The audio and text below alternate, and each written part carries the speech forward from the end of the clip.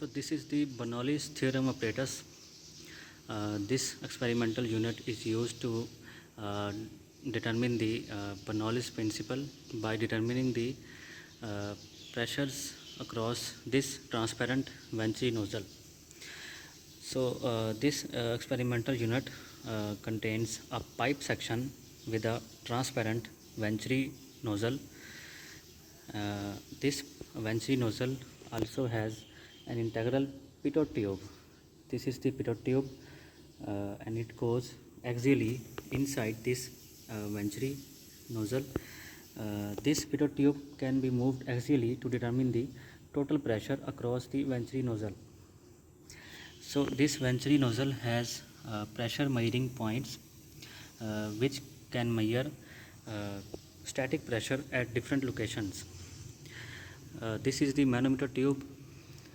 The pressures across all measuring points can be displayed and can be read off from this manometer scale. This manometer scale has a pressure release valve at the top. This release valve is used to expel air during the experiment. So at the end of this pipe section there is a flow control valve which regulates the flow going inside the Venturi nozzle. The drain of the Venturi nozzle comes from this pipe and goes directly into this volumetric tank of the hydraulic bench, which will be used to determine the flow rate.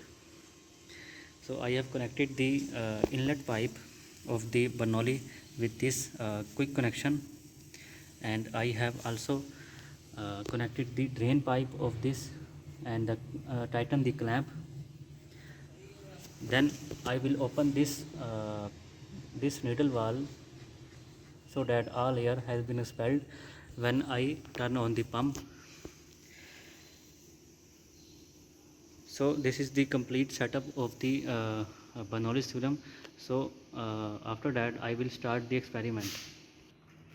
I have placed the Bernoulli's theorem apparatus on the top surface of the hydraulic bench, and I have filled the hydraulic bench with the water. As you can see, the water level in the storage tank. Then I have also connected the electrical connection of the hydraulic bench with the 220 volt. So turn on this main switch, then after that fully close this valve, then press this green button. The pump will start. Now increase the flow rate slowly such that the water coming out from this Venturi nozzle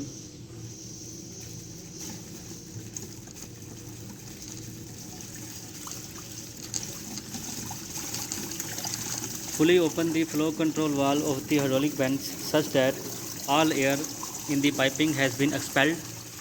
As you can see, the air has been in the manometer tubes. We have to remove this air first.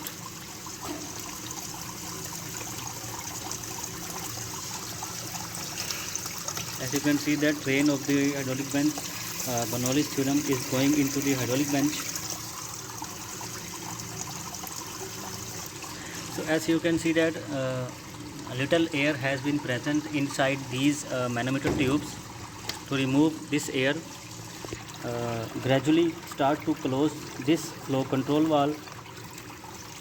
Make sure the air has been coming out from this pipe, this needle valve pipe, and it is going into the hydraulic bench.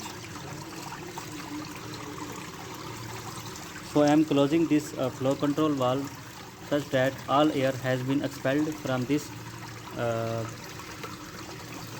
manometer tubes.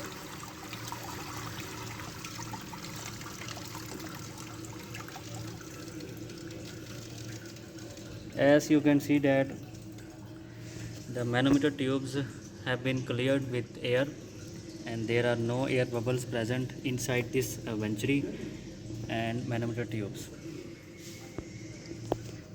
Fully close this valve,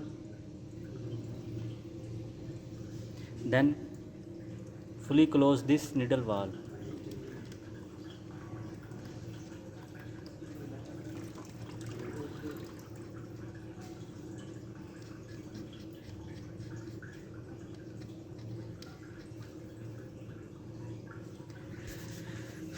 Now uh, fully close this valve, but do not fully close this valve. uh, so I have fully closed this valve, but I will turn on this valve a little bit and turn off the bench.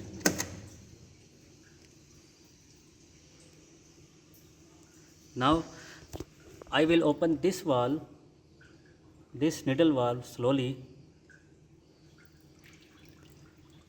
and I will open this valve slowly.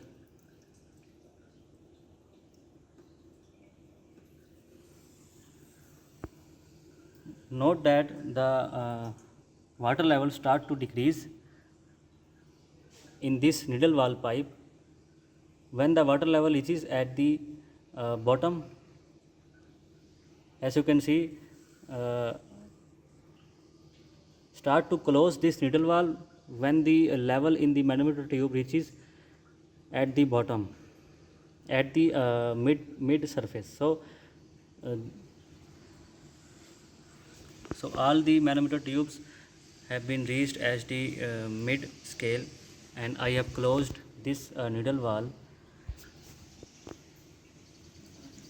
So now we have removed all the air from these manometer tubes, and I have closed this needle valve fully.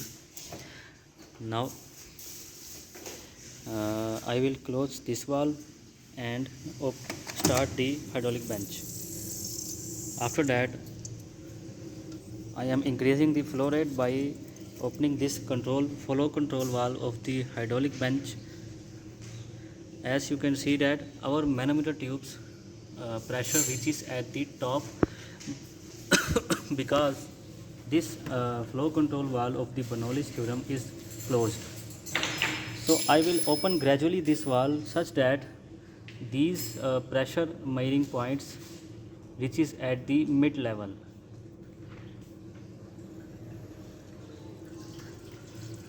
As you can see that as soon as this valve starts to open, the water makes a passage to flow outwards, and this value starts to decrease.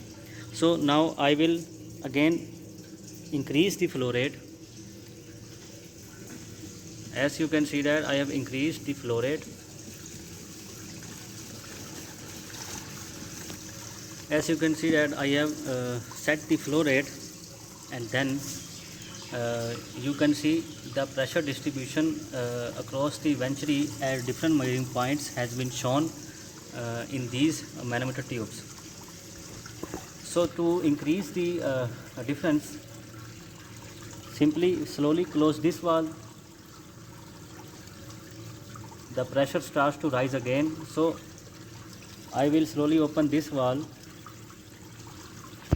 and slowly increase this flow control valve.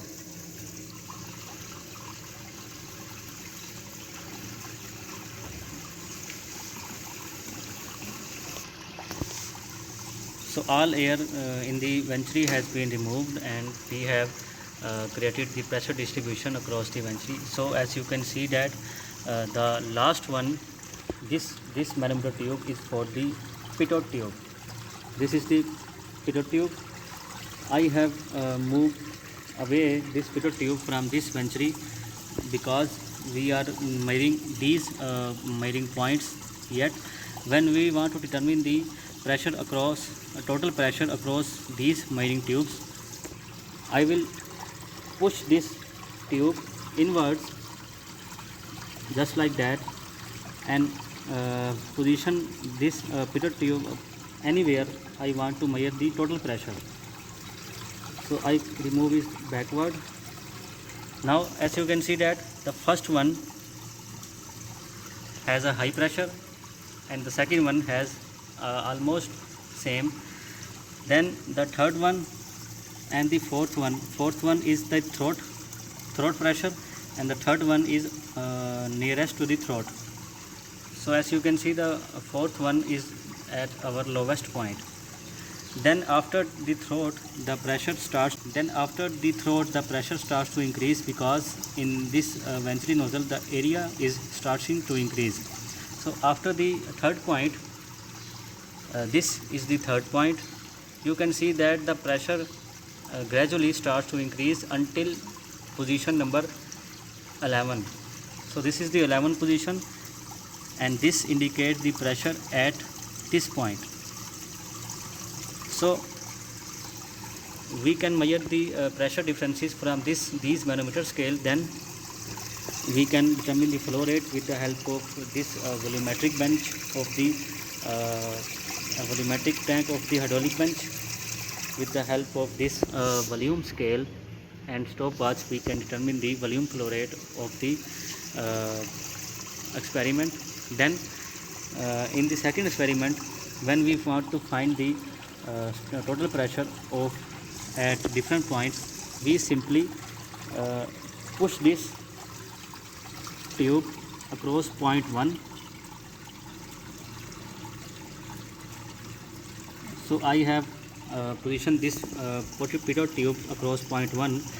Then I will measure the pressure at this point 1, which is 300, and the pitot tube pressure, which is the total pressure, and it is showing me 304. Total pressure will always be greater than static pressure, so pitot tube pressure will be always greater at all measuring points. So I will determine this total pressure at measuring point 3. At measuring point 3, we have this total pressure of 282. Then at the pitot tube, we have this pressure of 308. So this is how you will determine the pressure points for the experiments. Then put these pressure values and volume values in the manual, in the formula, to determine the coefficient of discharge and to verify the Bernoulli's theorem operators. Thank you very much.